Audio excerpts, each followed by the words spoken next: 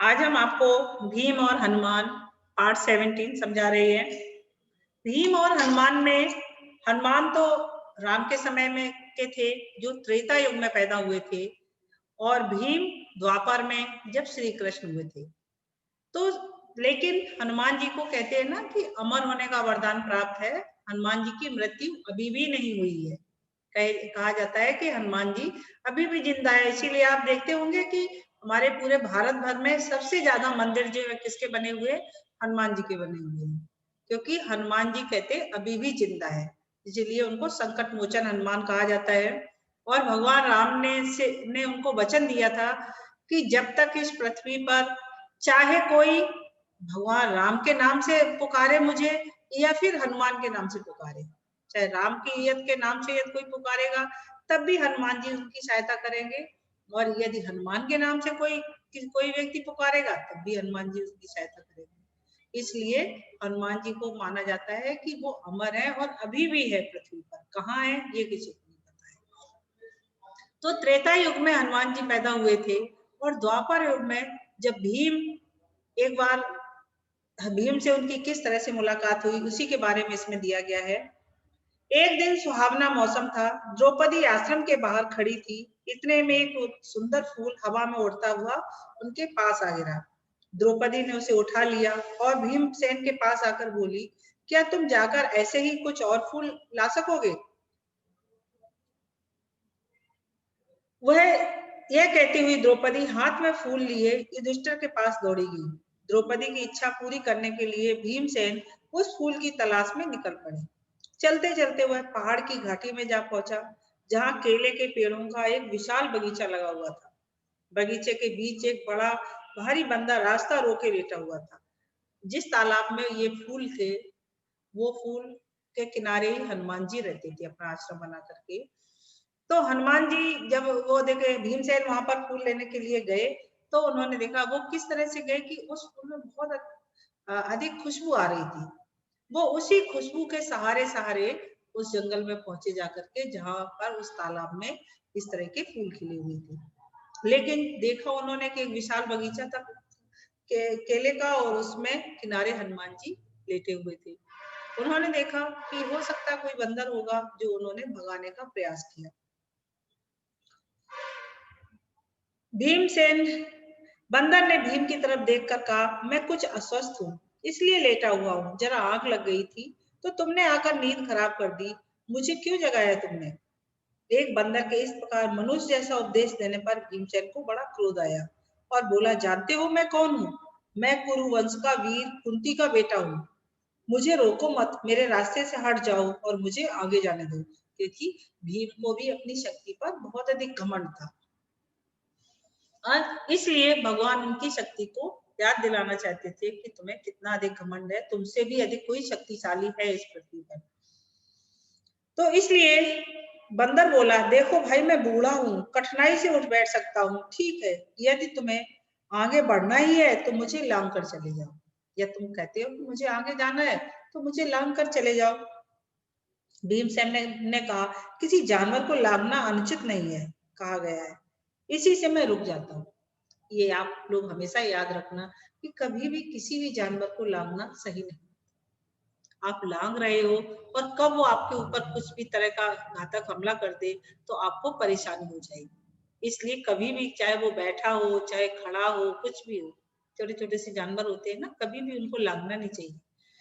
तो इसलिए किसी जानवर को लांगना अनुचित नहीं, इसी से मैं रुक गया, नहीं तो मैं कभी का तुम्हें एक ही छलांग में लांग कर चला गया होता। बंदर ने कहा, भाई मुझे जरा बताना कि वह हनुमान कौन था जो समुद्र को लांग गया था?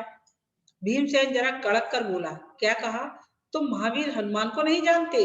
उठकर रास्ता दे दो, नाहक मृत्यु को न्योता मत दो। बंदर बड़े करुण स्वर में बोला, हे वीर शांत हो जाओ, इतना क्रोध न करो। यदि मुझे लागना तुम्हें अनुचित लगता हो तो मेरी इस पूंछ को हटाकर एक और कर दो और चले जाओ, क्योंकि वो पूंछ भी फैली हुई थी। तो उन्होंने कहा कि यदि तुम्हें ऐसा लगता हो कि मैं देखे तुम्हें नहीं लागना चाहता हूँ, तो तुम मत लागो और मेरी पूंछ को हटा दो, रास्ता बना लो अपना और निकल जाओ यहाँ से। तो भीमसेन को तो बहुत अधिक घमंड था अपनी शक्ति पर, भीमसेन ने एक हाथ से उस पूंछ को पकड़ा। भीमसेन ने बंदर की पूंछ एक हाथ से पकड़ ली, लेकिन आश्चर्य, भीम ने पूंछ पकड़ तो ली पर वह उससे जरा भी नहीं हिली। उठने की तो कौन कहे, उसे बड़ा ताज्जुब होने लगा कि यह बात क्या है। उसने दोनों हाथों से पूंछ पकड़कर बहुत जोर लगाया, किंतु पूंछ वैसी की वैसी ही रही। भीम बड़ा लज्जित हुआ, उसका गर्व चूर हो गया। उसे बड़ा विस्मय होने लगा कि मुझसे अधिक ताकतवर यह कौन है। भीम के मन में बलिष्ठों के लिए बड़ी श्रद्धा थी। वह नम्र हो गया, बोला, मुझे क्षमा करें, आप कौन हैं? हनुमान ने कहा, हे पांडुवीर, हनुमान मैं ही हूँ। वानर श्रेष्ठ, मुझसे बढ़कर भगवान और कौन होगा जो मुझे आपके दर्शन हुए। कहकर भीमसेन ने हनुमान को दंडवत प्रणाम किया। मारुति ने आशीर्वाद देते हुए कहा, मारुति नंदन कहा जाता, उनके पिता मारुति थे, भीम, युद्ध के समय तुम्हारे भाई अर्जुन के रथ पर उड़ने वाली ध्वजा पर मैं विद्यमान रहूंगा। विजय तुम्हारी ही होगी। इसके बाद हनुमान ने भीमसेन को पास के झरने में खिले हुए सुगंधित फूल दिखाए। फूलों को देखते ही भीमसेन को द्रौपदी का स्मरण हो आया। उसने जल्दी से फूल तोड़े और वेग से आश्रम की ओर लौट गया। इस तरह से हनुमान और भीम की मुलाकात हुई। नेक्स्ट लेसन 18 दिया गया है, द्वेष करने वालों का जी नहीं बढ़ता। अर्थात जो एक दूसरे से द्वेष की भावना रखते हैं, ईर्ष्या की भावना रखते हैं, वो कितना भी ईर्ष्या कर ले, लेकिन फिर भी उन्हें लगता रहता है कि मैंने और इससे अधिक हानि किसी को और भी मुझे पहुंचानी है, या इतनी हानि कोई पर्याप्त नहीं है। इस तरह से उनका मन कभी भी नहीं बढ़ता। जिस तरह से कौरव पांडवों को तरह तरह से हानि पहुंचाने की कोशिश कर रहे थे, लेकिन फिर भी उनका मन नहीं बढ़ता था। उन्हें लगता था कि पांडवों को और कितना अधिक परेशान किया जाए। उसी के बारे में है, पांडवों के वनवास के दिनों में कई ब्राह्मण उनके आश्रम आए हुए थे। वहां से लौटकर वे हस्तिनापुर पहुंचे और धृतराष्ट्र को पांडवों के हालचाल सुनाए। धृतराष्ट्र ने जब यह सुना कि पांडव वन में बड़ी तकलीफें उठा रहे हैं, तो उनके मन में चिंता होने लगी। लेकिन दुर्योधन और शकुनी कुछ और ही सोचते थे। कर्ण और शकुनी दुर्योधन की चापलूसी किया करते थे, किंतु दुर्योधन को भला इतने से संतोष कहाँ होता है। वह कर्ण से कहता, कर्ण, मैं तो चाहता हूँ कि पांडवों को मुसीबत में पड़े हुए अपनी आंखों से देखूं। इसलिए तुम और मामा शकुनी कुछ ऐसा उपाय करो कि वन में जाकर पांडवों को देखने की पिताजी से अनुमति मिल जाए। अर्थात पांडव परेशान है, इस तरह की खबरें तो उन्हें मिल रही थी, लेकिन वो और भी अधिक दुष्ट था दुर्योधन। इसलिए वो सोचता था कि मैं खुद देखूं कि पांडव कितने अधिक परेशान है जंगल में। इसलिए उसने कहा कि किसी भी तरह से पिताजी से अनुमति मिल जाए, अनुमति मिलते ही हम जंगल में जाकर के देखें कि पांडव कितने परेशान हैं। कर्ण बोला, द्वैत वन में कुछ बस्तियां हैं जो हमारे अधीन है। हर साल उन बस्तियों में जाकर चौपायों की गणना करना राजकुमारों का ही काम होता है। बहुत समय से यह प्रथा चली आ रही है, इसलिए उस बहाने हम पिताजी की अनुमति आसानी से प्राप्त कर सकते हैं। कर्ण अपनी बात पूरी तरह से कह भी न पाया था कि दुर्योधन और शकुनी मारे खुशी के उछल पड़े। राजकुमारों ने भी धृतराष्ट्र से आग्रह पूर्वक प्रार्थना की तो वह इसकी अनुमति दे दें, किंतु धृतराष्ट्र न माने। दुर्योधन ने विश्वास दिलाया कि पांडव जहां होंगे वहां वे सब नहीं जाएंगे और बड़ी सावधानी से काम लेंगे। बेबस होकर धृतराष्ट्र ने अनुमति दे दी। एक बड़ी सेना को साथ लेकर कौरव दैत्यवन के लिए रवाना हुए, क्योंकि दैत्यवन में ही पांडव रुके हुए थे। दुर्योधन और कर्ण फूले नहीं समाते थे। उन्होंने पहुंचने पर अपने डेरे ऐसे स्थान पर लगाए जहां से पांडवों का आश्रम 4 कोस की दूरी, अर्थात उनके आश्रम के थोड़ी दूर पहले ही उन्होंने अपना स्थान जमा लिया, जिससे कि वो देखें कि पांडव किस तरह की तकलीफें उठा रहे हैं। गंधर्वसेन चित्रसेन भी अपने परिवार के साथ उसी जलाशय के तट पर डेरा डाले हुए था। दुर्योधन के अनुचर जलाशय के पास गए और किनारे पर तंबू गाड़ने लगे। इस पर गंधर्व राज के नौकर बहुत बिगड़े और दुर्योधन के अनुचरों की उन्होंने खूब खबर ली। वे कुछ न कर सके और अपने प्राण लेकर भाग खड़े हुए। दुर्योधन को जब इस बात का पता चला तो उनके क्रोध की सीमा न रही। वह अपनी सेना लेकर तालाब की ओर बढ़े। वहां पहुंचना था कि गंधर्वों और कौरवों की सेनाएं आपस में भिड़ गईं। घोर संग्राम छिड़ गया, यहाँ तक कि कर्ण जैसे महारथियों के भी रथ और अस्त्र चूर चूर हो गए और वे उल्टे पांव भाग खड़े हुए। अकेला दुर्योधन लड़ाई के मैदान में अंत तक डटा रहा। गंधर्वराज चित्रसेन ने उसे पकड़ लिया, बंदी बना लिया दुर्योधन को। शकुनी और देखिए कर्ण तो वहां से भाग आए। चित्रसेन ने उसे पकड़ लिया, फिर रस्सी से बांधकर उसको अपने रथ पर बैठा लिया और शंख बजाकर विजय घोष किया। जब युधिष्ठिर ने सुना कि दुर्योधन व उसके साथी अपमानित हुए हैं, तो उसने गंभीर स्वर में कहा कि भाई भीमसेन, ये हमारे ही कुटुंबी हैं। तुम अभी जाओ और किसी तरह अपने बंधुओं को गंधर्वों के बंधन से छुड़ा। जब युधिष्ठिर को इस बात का पता चला, तो उन्होंने सोचा कि अरे ये तो हमारे बंधु हैं, हमारे ही भाई बंधु हैं, और यदि ये गंधर्वों से पराजित होंगे तो हमारी ही नाक कटेगी कि देखो ये हस्तिनापुर के राजकुमार गंधर्वों से पराजित हुए। इसलिए तुम जाओ और जाकर के उनको छुड़ाओ जाकर के। पहले तो भीम ने मना किया, क्योंकि भीम को तो वैसे भी अच्छा नहीं लगता दुर्योधन, लेकिन जब युधिष्ठिर की आज्ञा थी इसलिए भीम को जाना पड़ा। युधिष्ठिर के आग्रह पर भीम और अर्जुन ने कौरवों की बिखरी हुई सेना को इकट्ठी किया और वे गंधर्वों पर टूट पड़े। अंततः गंधर्व राज ने कौरवों को बंधन मुक्त कर दिया। इस प्रकार अपमानित कौरव हस्तिनापुर लौट आए। पांडवों के वनवास के समय दुर्योधन की जो तो इच्छा रासु यज्ञ करने की थी, किंतु पंडितों ने कहा कि धृतराष्ट्र और युधिष्ठिर के रहते उसे रासु यज्ञ करने का अधिकार नहीं है। क्यों? क्योंकि रासु यज्ञ तो वही करता है जो राजा होता है। या तो राजा धृतराष्ट्र है और या तो राजा युधिष्ठिर थे अपने राज्य में, इंद्रप्रस्थ में। तो जब युधिष्ठिर और धृतराष्ट्र ही राजा है, तो फिर दुर्योधन रासु यज्ञ कैसे कर सकता है? इसलिए रासु यज्ञ नहीं कर सकता है। तब ब्राह्मणों की सलाह मांगकर दुर्योधन वैश्रव नामक यज्ञ करके ही संतोष कर लिया।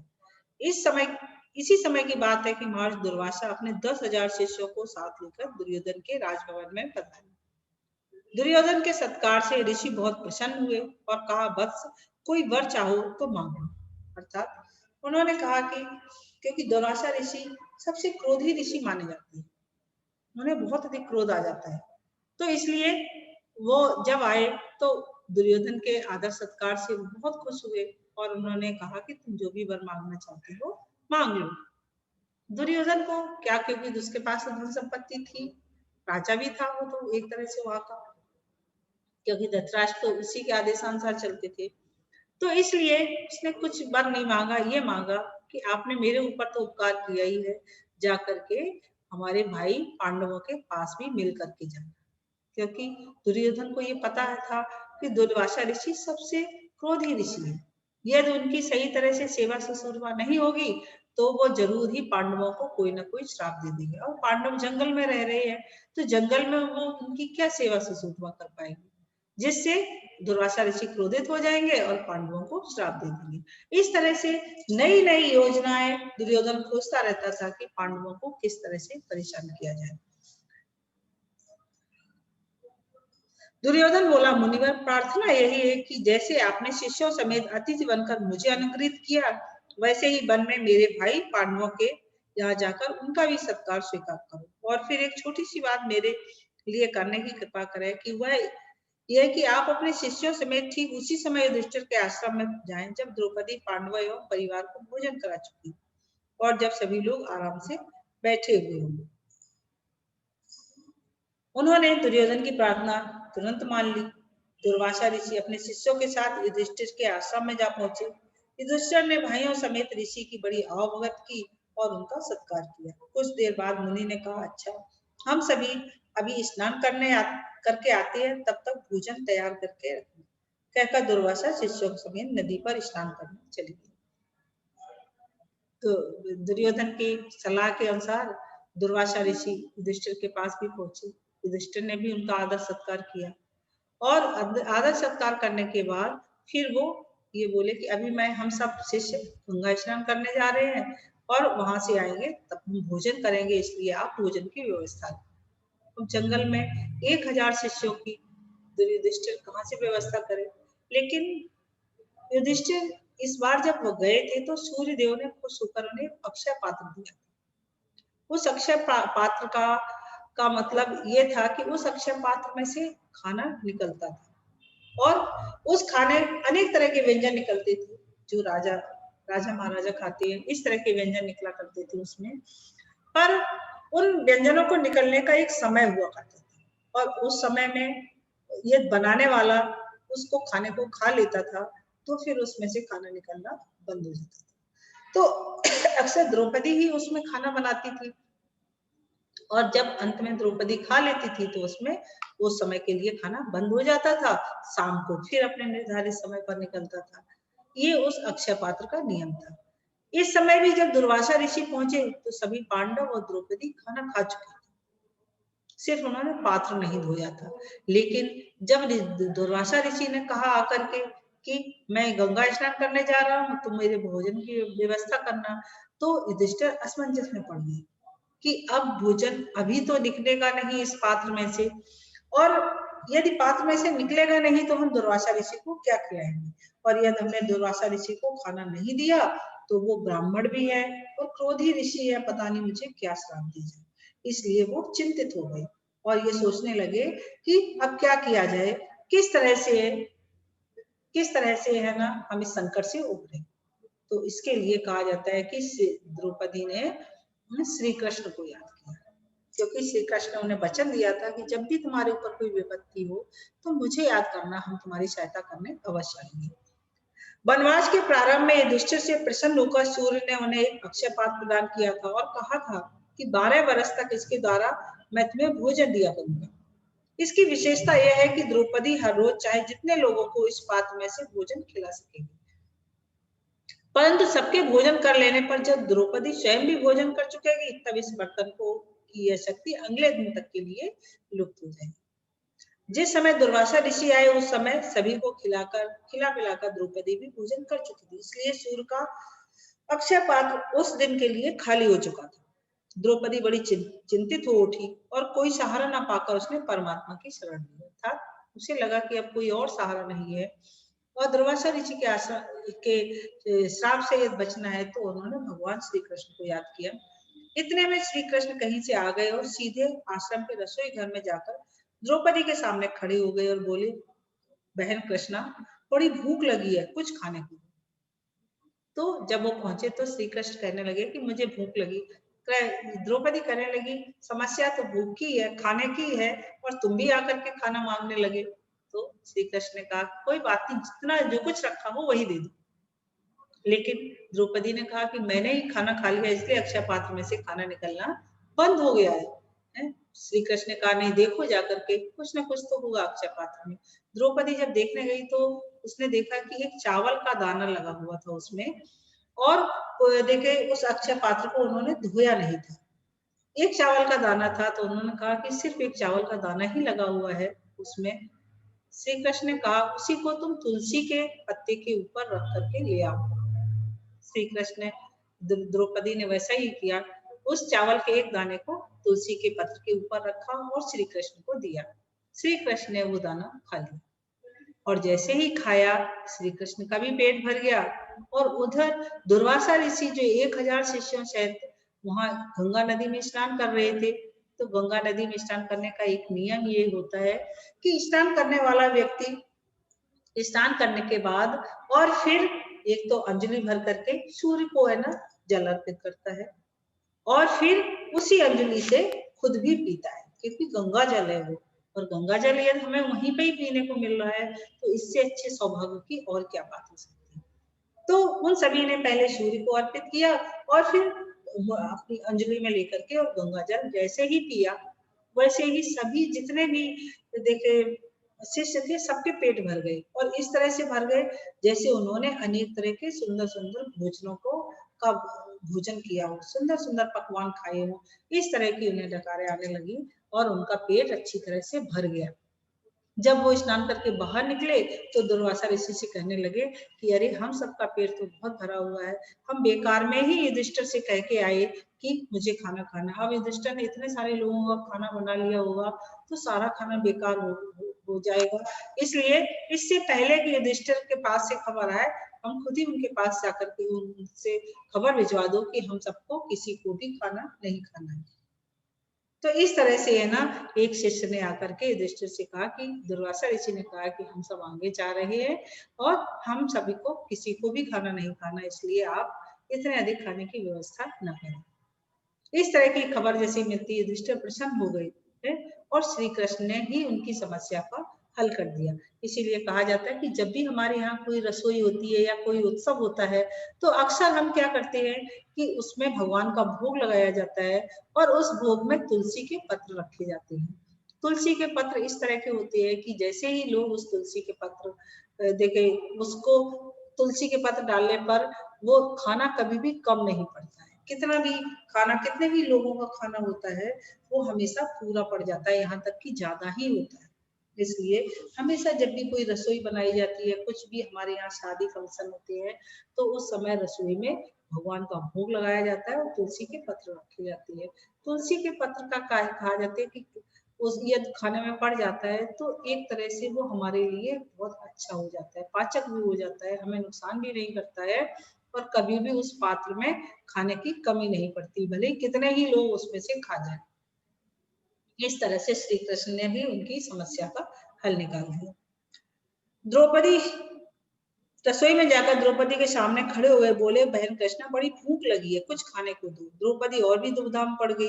कृष्ण बोले, जरा लाओ तो अपना अक्षय पात्र, देखें कि उसमें कुछ है भी या नहीं। द्रौपदी हड़बड़ाकर बर्तन ले आई, उसमें एक छोर पर अन्न का एक कण और साग की पत्ती लगी हुई थी। श्री कृष्ण ने उसे लेकर मुंह में डालते हुए मन में कहा, यह भोजन हो, इससे उनकी भूख मिट जाए। द्रौपदी तो यह देखकर सोचने लगी, कैसी हूं मैं कि मैंने ठीक से बर्तन भी नहीं धोया, इसलिए उसमें लगा हुआ अन्न कण और साग वसुदेव को खाना पड़ा। क्या धिक्कार है मुझे। इस तरह से द्रौपदी अपने आप को ही कोसने लगी। इतने में श्री कृष्ण ने बाहर जाकर भीमसेन को कहा, भीमसेन जल्दी जाकर दुर्वासा ऋषि को शिष्यों समेत भोजन के लिए बुला लाओ। भीमसेन उस स्थान पर गए जहाँ दुर्वासा ऋषि शिष्यों समेत स्नान कर रहे थे। नजदीक जाकर भीमसेन देखता क्या है, दुर्वासा ऋषि का सारा शिष्य समुदाय स्नान करके भोजन भी कर चुका है। शिष्य दुर्वासा से कह रहे थे, गुरुदेव युधिष्ठिर से हम व्यर्थ में कह आए कि भोजन तैयार करके रखे, हमारा तो पेट भरा हुआ है, हमसे उठा भी नहीं जाता, इस समय तो हमारी जरा भी खाने की इच्छा नहीं है। यह सुनकर दुर्वासा ने भीमसेन से कहा, हम सब तो भोजन कर चुके हैं, युधिष्ठिर से जाकर कहना कि असुविधा के लिए हमें क्षमा करें। यह कहकर ऋषि अपने शिष्यों समेत वहां से रवाना। इस तरह से श्री कृष्ण ने ही द्रौपदी की लाज रखी और उन्हें श्राप से